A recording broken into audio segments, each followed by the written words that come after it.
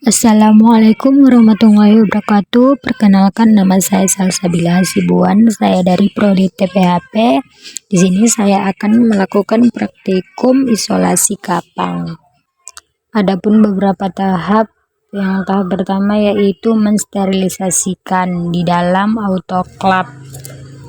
Adapun bahan yang akan disterilisasikan, yang pertama tabung reaksi diisi dengan Aquades sebanyak 9 ml dan sebanyak 14 tabung diisi, lalu ditutup dengan kapas dan dilapisi oleh aluminium foil.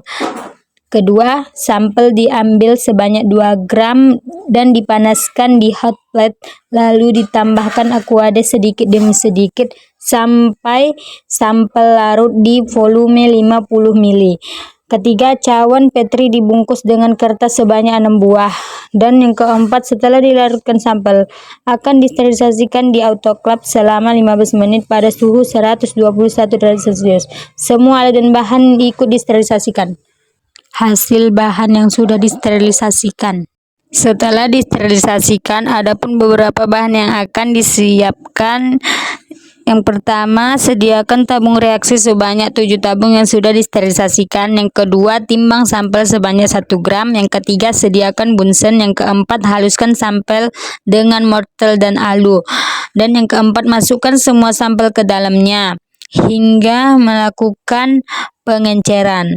Pengenceran pertama, tabung pertama dimasukkan ke dalam mortel dan alu, dihaluskan dan diambil sampel yang sudah diencerkan, dimasukkan ke tabung kedua sebanyak 1 ml, lalu dilarutkan sampai homogen.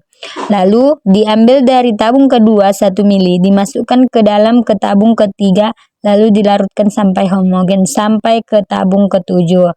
Dan selanjutnya sediakan Petri dish sebanyak 3. Setelah itu diambil dari tabung ke 10⁻³ sebanyak 1 ml dan dimasukkan media ke dalam Petri dish, dilarutkan sampai homogen keras sampai ke Petri dish ke 10⁻5 dan 10⁻7, lalu di-wrap dan dikasih label.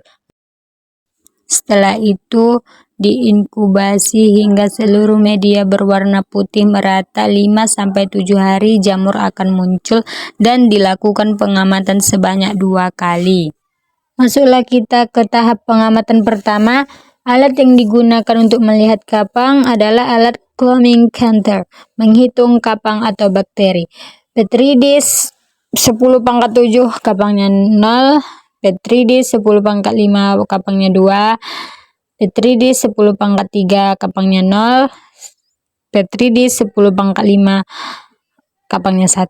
Itulah pengamatan yang pertama. Nanti kita akan melanjutkan pengamatan kedua. Masuklah kita ke tahap kedua pengamatan. Kita akan lihat Petri dish 10⁻5 kapangnya ada 14. Nampak kan? Pertumpukan kapang, 14 kapang bertumpuk-tumpuk di dalamnya. Dan Petri dish 10⁻3 kapangnya cuma 1 yang nampak. Petri dish 10⁻5 terdapat 10 kapang yang ada di dalamnya. Petri dish 10⁻3 kapang terdapat 1. Petri dish 10⁻5 terdapat kapangnya 14. Petri dish 10⁻7 kapangnya 0. Mungkin hanya ini yang dapat saya amati tentang praktikum isolasi kapang dan bakteri. Mungkin hanya ini yang dapat saya amati, lebih dan kurang saya mohon maaf. Wabillahi taufiq wal hidayah. Assalamualaikum warahmatullahi wabarakatuh.